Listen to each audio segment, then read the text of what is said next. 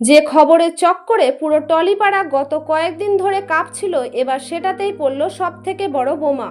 হ্যাঁ, রাজ চক্রবর্তী আর শুভশ্রীর ডিভোর্সের গুঞ্জন আর খরপোশ বাবদ সেই 10 কোটি টাকার দাবির ফেক নিউজ যখন নেট পাড়ায় দেওয়ালে দেওয়ালে ঘুরছিল, ঠিক তখনই এই নোংরা খেলার অবসান ঘটাতে এবার ময়দানে নামলেন খোদ সুপারস্টার দেব।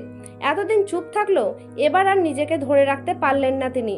ক্যামেরার সামনে এসে ক্ষোভ উগরে দিয়ে সরাসরি মুখ খুললেন দেব, আর এমন এক বিস্ফোরক মন্তব্য করলেন যা শুনে এখন থমকে গেছে গোটা বিনোদন দুনিয়া।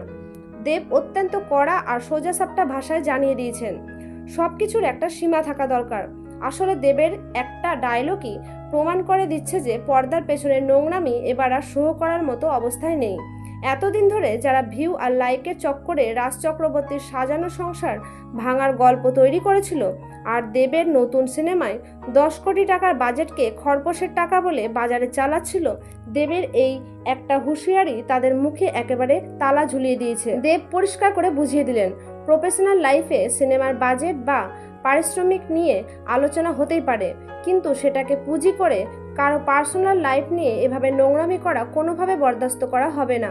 দেবের এই রুদ্ররূপ দেখার পর এখন কাঁপন ধরেছে ভুয়ো খবর ছড়ানো চক্রের মধ্যে। তোলপাড় পড়ে গেছে নেট দুনিয়ায়। এখন দেখার দেবের এই চরম হুঁশিয়ারির পর এই নোংরা গুঞ্জন পুরোপুরি শান্ত হয় নাকি টলিপাড়ার এই বিতর্কিত ঝড় আরও কোনো নতুন দিকে মোড় নেয়।